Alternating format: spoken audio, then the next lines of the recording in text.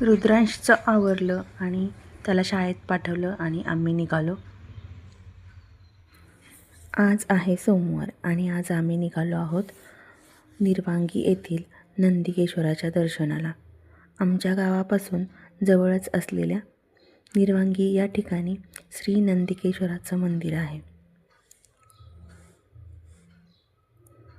तर असं सांगितलं जातं की जेव्हा महादेव ध्यानमग्न असायचे तेव्हा पार्वती नंदीच्या कानामध्ये जे सांगायची ते महादेवापर्यंत पोचायचे. तेव्हा महादेवाने नंदीला एक वर दिला होता की जो कोणी नंदीच्या कानामध्ये आपली इच्छा सांगेल तर ती महादेवापर्यंत पोचते व त्याची इच्छा पूर्ण होते. तर असे हे नंदिकेश्वराचे जागृत देवस्थान आहे. नीरा नदीच्या काठावरती हे मंदिर आहे. तर इथं मंदिराच्या समोर खूप मोठी नंदीची मूर्ती आहे आणि गाभाऱ्यामध्ये स्वयंभू अशी महादेवाची पिंड आहे.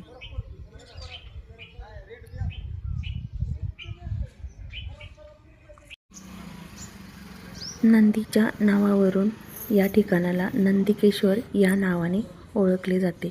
तर आमच्या इकडे नंदोबा म्हणून ओळखले जाते. सकाळच्या प्रसन्न वातावरणामध्ये आम्ही दर्शन घेतले आणि माघारी निघालो. घरी आल्यानंतर जेवण बनवलं. तर जेवणामध्ये मसाला शिमला मिरची आणि चपाती बनवली.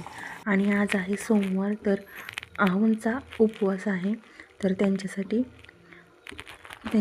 ते म्हणाले की मला खिचडी नाही खायची.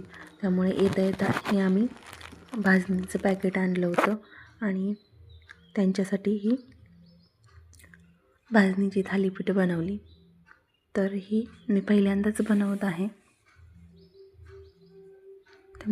तर मी घरी तयार पीठ करून बनवते, पण विकतच्या पिठाची पहिल्यांदाच बनवली होती. आणि त्याच्याबरोबर खाण्यासाठी ही बटाट्याची भाजी बनवली.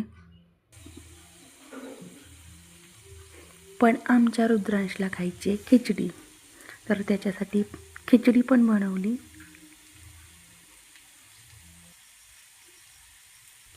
आणि हे सगळं बनवून होईपर्यंत कालची राहिलेली कपडे मी मशीनला लावली होती. तर ती आत्ता धुवून झाली आहेत. तर ती मला घालायची आहेत सुकायला. आजच्या ब्लॉगमध्ये एवढंच. भेटूया नेक्स्ट ब्लॉगमध्ये. तोपर्यंत बाय.